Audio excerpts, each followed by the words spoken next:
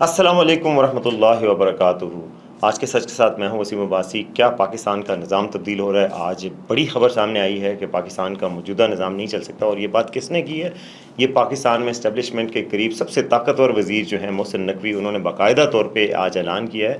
صبح سے یہ کہا جا رہا تھا کہ ان کی پریس کانفرنس کور کریں، اس میں بہت اہم بات کرنے جا رہے ہیں۔ کیا بات ہونے جا رہی ہے؟ پاکستان کا نظام کیسے بدلے گا؟ شہباز شریف پر بھی تنقید کر دی محسن نقوی صاحب نے، یہ بات کریں گے۔ دوسرا بڑی خبر سامنے آ رہی ہے کہ جی شاید اگلے 24 گھنٹوں میں سیز فائر کا امکان ہے امریکہ اور ایران کی طرف سے، اور واپس اسلام آباد ایم او یو کی طرف جائیں چیزیں۔ یہ پاکستان کے لیے اور دنیا بھر کے لیے بڑی خوشخبری ہوگی کہ کم از کم یہ جو پٹرول کی قیمتیں بڑھ گئی ہیں اور جو پاکستان میں لوگوں کو مشکلات ہیں وہ شاید کم ہو سکیں۔ اس پہ بھی بات کریں گے۔ سب سے پہلے اس چینل کو سبسکرائب کریں تاکہ ہم آپ کو بتا سکیں کہ اس ملک میں ہو کیا رہا ہے اور کیوں ہو رہا ہے۔ اچھا جی، محسن نقوی صاحب آپ سب جانتے ہیں کہ سسٹم کے جو ہے وہ ذمہ داروں میں شامل ہیں اس سسٹم کے۔ انہوں نے آج خطاب کیا، ظاہر ہے فیلڈ مارشل عاصم منیر کے بہت قریب سمجھے جاتے ہیں۔ ایران جب گئے تھے مذاکرات کرنے تب بھی ان کے ساتھ گئے۔ فارن پالیسی کے ایشوز ہوں ان پہ وہ ہوتے ہیں۔ پاکستان کرکٹ بورڈ کو وہ چلا رہے ہیں، پی سی بی جو سب سے لوکریٹو جاب ہے۔ انٹیریئر منسٹری پاکستان کی ان کے پاس ہے۔ آج معیشت کا پی آئی اے کے جہازوں کی خریداری ہو، بوئنگ سے معاہدہ ہو، تو امریکہ میں انہوں نے بات کی تھی۔ آج ایک معاشی کانفرنس ہوئی ہے جناح کنونشن سینٹر اسلام آباد میں، جس میں بڑے بڑے ملک کے بزنس مین جمع ہوئے، اور میاں عامر بھی تھے، جناب گوہر صاحب بھی تھے جو بہت بڑے بزنس مین ہیں، جو پی آئی اے جنہوں نے خریدی ہے اس کنسورشیم کا حصہ ہیں، لیک سٹی والے، لاہور والے، اور ٹیکسٹائل انڈسٹری کے ہیں، ایپٹما کے پہلے چیئرمین بھی رہے، وہ بھی تھے گور اعجاز صاحب۔ یہ سارے موجود تھے، اور وہاں پرائم منسٹر نے خطاب نہیں کیا، وزیر خزانہ نے خطاب کیا۔ معیشت پہ کانفرنس ہے، خطاب کون کر رہا ہے؟ انٹیریئر منسٹر پاکستان کے وزیر داخلہ وہاں پہ خطاب کر رہے تھے، اور وزارت داخلہ کی طرف سے صبح سے یہ انٹیمیشن صحافیوں کو دی جا رہی تھی کہ بڑی پریس کانفرنس، بہت اہم ترین ریڈ والے نشان لگا کے کہ وہ کرنے جا رہے ہیں۔ تو پریس کانفرنس تو نہیں تھی، اس سے خطاب تھا۔ ہم سب ویٹ کرتے رہے، خطاب شروع ہوا، اور اس میں انہوں نے آتے ہی کہا کہ میں عام طور پہ سیاسی باتیں پسند نہیں کرتا، مگر آج میں سیاسی بات کروں گا۔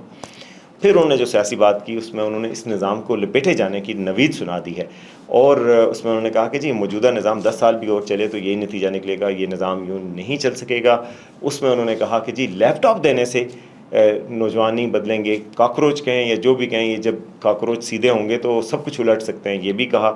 اور پھر اس کے بعد انہوں نے کہا کہ جی انتظامی یونٹ اور بنانے پڑیں گے، نئے صوبے بنانے پڑیں گے۔ اس حوالے سے اس سے پہلے احسن بھون صاحب جو کہ پاکستان میں آپ کو پتہ ہے جوڈیشل کمیشن کے ممبر بھی ہیں اور لائر ہیں اور اسٹیبلشمنٹ کے قریب بھی سمجھے جاتے ہیں، انہوں نے بھی خطاب کیا۔ انہوں نے کہا کہ آئینی ترمیم لانی پڑتی ہے، آئین میں موجود ہے سسٹم نئے صوبے لانے کا، تو گویا اور میاں عامر تو نئے صوبوں کے پروپوننٹ ہیں، دنیا گروپ کے جو مالک ہیں ہمیشہ سے چلا رہے ہیں، 2 سال سے اس پہ کتابیں بھی لکھ چکے ہیں۔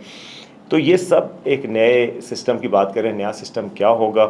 اب انہوں نے خد و خال اس کے بتائیں کہ جی نئے صوبے بنائے جائیں گے، اس میں ظاہر ہے نئے صوبے، نئے انتظامی یونٹس کس کو کہتے ہیں، صوبوں کو ہی کہتے ہیں۔ یہ پاکستان میں بہت عرصے سے یہ تجویز دی جا رہی تھی، لیکن پس پردہ اور چھوٹے موروں کے ذریعے بات آ رہی تھی۔ اب محسن نقوی سامنے آ گئے ہیں تو اس کا مطلب ہے آئینی ترمیم آئے ہی آئے، اور کچھ ہی عرصوں میں آئے۔ اور اس نظام کا کیا بنے گا؟ شہباز شریف کدھر رہیں گے، پیپلز پارٹی کدھر ہوگی، یہ بھی اب دیکھنا ہوگا۔ پیپلز پارٹی اور نون لیگ کو فرصت نہیں ہے کہ اپنے آزاد کشمیر کی ایک سیٹ کے لیے یا آزاد کشمیر میں پرائم منسٹرشپ کے لیے لڑ رہے ہیں، اور وہ ایک دوسرے کو کہہ رہے ہیں فارم 47 اور فارم 42۔ تو اب سسٹم نے کہہ دیا ہے کہ جی یہ سسٹم تو چل ہی نہیں سکتا۔ تو کیا بلاول بھٹو راضی ہو جائیں گے نئے صوبے بنانے کے لیے؟ مجھے تو بڑا مشکل لگتا ہے۔ پیپلز پارٹی تو بڑی مخالف ہے نئے صوبوں کی۔ پیپلز پارٹی چاہتی ہے کہ سندھ کی تقسیم نہ ہو، اور ایم کیو ایم چاہتی ہے کہ ایم کیو ایم چاہتی ہے کہ سندھ میں کراچی کو الگ کیا جائے، صوبے الگ بنایا جائے۔ بلوچستان کے حوالے سے کہا جا رہا ہے کہ بلوچستان، آپ کو پتہ ہے جب پاکستان بنا تو بلوچستان ایک صوبہ نہیں تھا، زیارت ایک الگ جگہ تھی، گوادر الگ جگہ تھی، اور بہت ساری جگہوں کو اکٹھا کر کے صوبہ بلوچستان بنایا گیا۔ اس پہ فواد چودھری بھی پہلے کہہ چکے ہیں کہ اگر وہاں پہ یونٹس کو الگ کیا جائے تو یہ بہتری ہو سکتی ہے۔ پنجاب کے حوالے سے تو بہت کہا جاتا ہے، جنوبی پنجاب ویسے بھی بہاولپور ریاست، پتہ ہے آپ کو 1 یونٹ بننے سے پہلے ایک الگ ریاست تھی، وہ پنجاب کا حصہ نہیں تھی۔ اس کے علاوہ بھی کہا جا رہا ہے کہ جنوبی پنجاب کو صوبہ بنایا جائے، سینٹرل پنجاب کا صوبہ بنایا جائے، راول پنڈی اور پٹھار ریجن کا الگ صوبہ بنایا جائے، تو گویا پنجاب میں بھی 3-4 صوبے، تو پاکستان بھر میں ہر صوبے کو تقسیم کر کے زیادہ صوبے بنائے جائیں، اور یہ ایک انتظامی نظام لایا جائے۔ محسن نقوی صاحب کہہ رہے تھے کہ بھائی ایسا تو نہیں چل سکتا کسی کا گھر بھی کہ آپ جب بجٹ بنائیں تو آپ کو بہت سارا قرضہ پہلے ہی دینا پڑے گا۔ پاکستان کا نظام ہے، ظاہر ہے اس نظام کے سارے بینیفیشری ہیں۔ یہ نظام کبھی کون سا ڈاکٹرین آتا ہے، کبھی کون سا ڈاکٹرین آتا ہے، تو نظام محسن نقوی صاحب نے کہا کہ بھائی سارے ذمہ دار ادھر ہی موجود ہیں جو ملک کو چلا رہے ہیں۔ ایسی بات نہیں، کوئی ذمہ دار ادھر نہیں بھی تھے موجود۔ تو بہرحال انڈیا دے دیا گیا ہے، گھنٹیاں بج گئی ہیں، اگست کو تبدیلی کا مہینہ قرار دیا جاتا ہے۔ پاکستان میں بڑی تبدیلیاں عام طور پہ اگست ستمبر میں آتی ہیں، تو کیا نئی تبدیلی آنے جا رہی ہے؟ کیا شہباز شریف کی حکومت جا رہی ہے اور نظام لپیٹا جا رہا ہے؟ اگر یہ شہباز شریف کی حکومت کو لپیٹا جائے گا تو نواز شریف ونڈیکیٹ ہوں گے کہ بھائی آپ صرف اور صرف ہاں میں ہاں ملا کے بھی نہیں چل سکتے آپ، ورنہ اگر شہباز شریف ماڈل نہیں چلا تو پاکستان میں اسٹیبلشمنٹ کے ساتھ چلنا ممکن ہی نہیں ہے کسی کا بھی، کیونکہ آپ اگر ہاں میں ہاں ملائیں، تعریفیں کریں، پھر بھی نہیں چلتے۔ اگر آپ مخالفت کریں عمران خان کی طرح یا نواز شریف کی طرح یا پھر اس سے پہلے محمد خان جنیجو کی طرح یا جو بھی بے نظیر بھٹو کی طرح، جس نے مخالفت کی اس کی تو حکومت گئی، لیکن جس نے حمایت کی کیا اس کی حکومت بھی جائے گی؟ فی الحال ایسی کوئی بات ہوئی نہیں ہے، لیکن جو باتیں محسن نقوی صاحب جس طریقے سے بولے ہیں وہ پرائم منسٹر سے سپرا پرائم منسٹر کے طور پہ بیہیو کر رہے تھے۔ انہوں نے کہا لیپ ٹاپ کس کی اسکیم ہے؟ شہباز شریف صاحب کی اسکیم ہے، پنجاب میں بھی کی تھی، یہاں بھی کی تھی۔ تنقید انہوں نے شہباز شریف صاحب کے نظام حکومت پر بھی کی ہے اور کہا ہے کہ جو 4 گھنٹے صرف جاگتے ہیں، 4 گھنٹے سوتے ہیں، باقی 20 گھنٹے کام کرتے ہیں، اس طرح بھی نظام چلتا ہے۔ بیسیکلی شہباز شریف کے بارے میں مشہور ہے کہ وہ صرف 4 گھنٹے سوتے ہیں اور باقی جاگتے ہیں اور بڑی محنت کرتے ہیں۔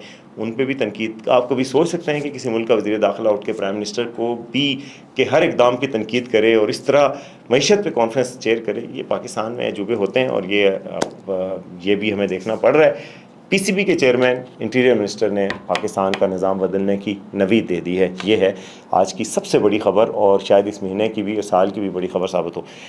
اب آتے ہیں دوسری خبر کی طرف، اور دوسری خبر ہے وہ اچھی خبر ہے، اور مجھے ایرانی ذرائع سے پتہ چلا ہے کہ شاید سیز فائر ہونے والا ہے، اور سیز فائر ہوگا ایران اور امریکہ کے درمیان۔ حالانکہ امریکہ نے بڑی سخت بمباری کی آج صبح 5 بجے، اور صدر ٹرمپ نے کہا، سینٹ کام نے کہا کہ جی ہم نے بڑی شدید بمباری کی ہے، اور B-52 بمبار طیارے بھی یوز کیے جا رہے ہیں، اور JF-35 طیارے بھی۔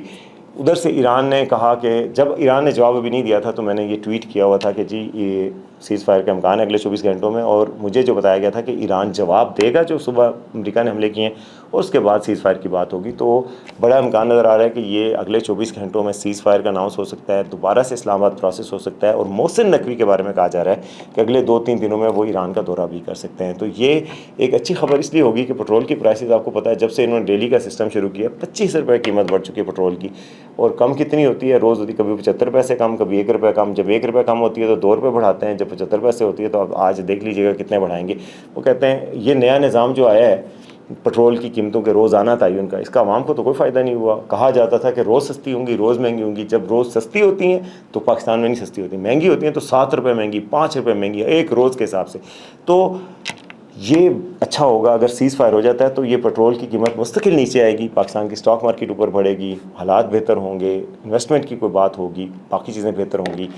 اچھی خبر یہ بھی آ رہی ہے کہ سعودی عرب نے پاکستان کا $5 بلین کا قرضہ 3 سال کے لیے رول اوور کر دیا ہے، یعنی کہ 2028 کو اب واپس کرنے پڑیں گے $5 بلین۔